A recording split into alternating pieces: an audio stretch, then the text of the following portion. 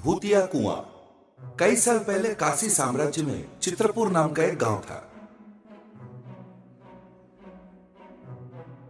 उस गांव के बाहर एक पुराना सा कुआं था। सब मानते थे कि उसमें भूत है, इसलिए कोई उस कुएं के पास नहीं आते थे और हर कोई उस कुएं को भूतिया कुआं कहकर बोलते थे। एक दिन रात को पास के गांव से रंजन नाम का व्यापारी अपने साइकिल पर सवार होकर चित्रपुर के लिए निकला।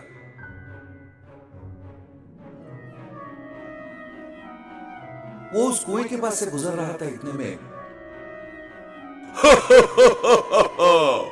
उसने सुना कोई जोर से हंस रहा है। वो रुक के देखा तो कुएं के ऊपर दो भूत नाच रहे थे और जोर जोर से हंस रहे थे। भूतों को देखकर रंजन बहुत डर गया। इतने में एक भूत उड़कर रंजन तक पहुंचा और उसने कहा, कौन है तू? इस कुएं के बारे में नहीं जानता? तुम्हारे पास क्या है, बाहर निकालो, नहीं तो मारे जाओगे। रंजन के पास जो था वो सब उसको दे दिया। साइकिल वहीं छोड़कर वहां से भाग गया।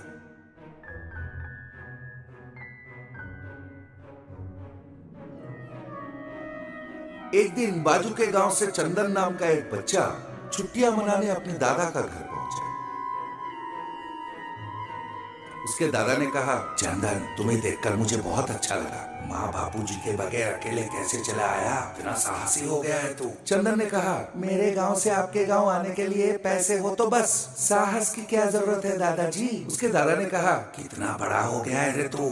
सुन, उस बबलू के साथ खेल, पर याद रख, गाँव के बाहर भूतिया कुएं के पास मत जाना। चल जा खेल। उसके दादा के जाते ही चंदन ने कहा, ये भूतिया कुआं क्या है बबलू? दादाजी क्या बोल रहे थे? तब बबलू ने उस भूतिया कुएं के बारे में चंदन को सारी बातें बताई। चंदन ने कहा, अरे कोई भूत प्रेत नहीं होते, लगता है तुम्हारे गांव के लोग डरपोक हैं। चल उस कुएं के पास, असली कहानी का पता लगाता हूँ। बबलू ने कहा, मुझे माफ कर, मैं नहीं आऊंगा, मुझे बहुत डर लगता है। उस दिन रात को सबके अनजाने में चंदन अपने साइकिल पे निकल पड़ा।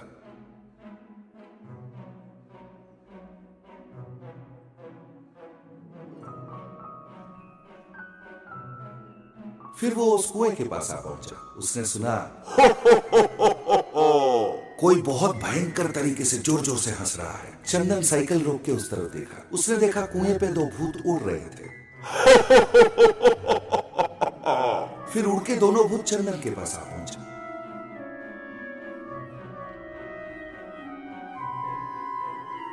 एक भूत ने कहा, बोल बच्चे, गांव में नया है, तेरी इतनी हिम्मत इधर पहुंच गया, तेरे पास जो है दे दे, वरना अभी मारा जाएगा।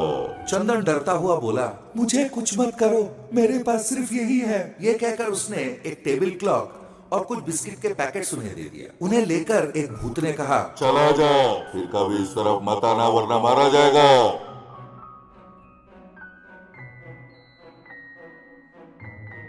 फिर चंदन अपने साइकिल पे सवार होकर वहां से चला गया।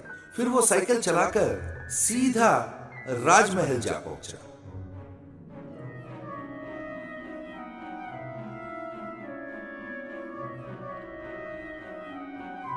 राजसभा में महाराज ने कहा, कौन है बेटा तू? इतनी रात के मुझसे मिलना चाहता था। चंदन ने कहा, महाराज, मैं उस भूतिया कुआं का रहस्य पता करना चाहता हूँ। मुझे आज एक सुराग मिला है। अगर मुझे दो संतरियों का साथ मिले तो मैं रहस्य भेज सकता हूँ। अगर आप भी साथ आओगे तो बढ़िया होगा। उसकी बात महाराज मान गए। इसके बाद महाराज और दो संतरी साथ में चंदन मिलकर सुबह सवेरे उस कुएं के पास आ पहुंचे। चंदन ने उनके कान में कहा कि उन्हें क्या करना है। फिर चारों मिलकर उस कुएं में कूद गए।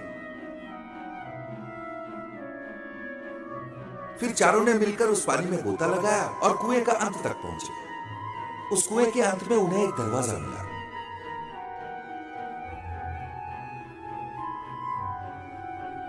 और वहीं पर उन्हें एक अलार्म का आवाज सुनाई दिया। चारों ने उस आवाज को सुना।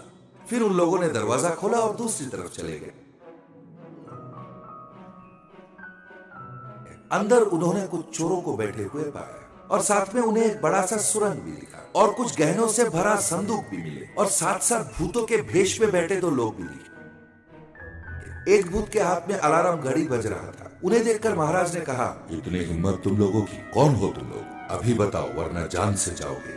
चोरों का सरदार डर गया और बोला, हमें माफ कर दीजिए महाराज, हमें पता चला है कि इस कुएं से आपके राजमहल तक एक बड़ा सुरंग है, इसलिए इस कुएं में रहकर रोज थोड़ा थोड़ा सोना चुराते आए हैं। कोई गांव वाला इस कुएं के पास ना आए, इसलिए हम भूत के भेष में उन्हें डराते आए हैं। चंदन ने कहा, बात की कहानी मैं बताता हूँ महाराज। अगर ये दोनों भूतों की तरह डराते तो मुझे शक नहीं होता, पर जब ये चोरों की तरह डराकर चोरी करने पे उतर आए तब मुझे पता चला ये इंसान है। इसलिए मैंने सुबह का 8 बजे का यानी अब का अलार्म लगाकर घड़ी इनको चुराने दिया। ये अलार्म बजा और ये पकड़े गए। खुश होकर महाराज ने कहा, शाबाश चंदन, मैं और इस गांव के लोग तुम्हारे आभारी हैं। बहुत बहुत धन्यवाद। फिर उन चोरों को बंदी बनाकर संतरी ले गए।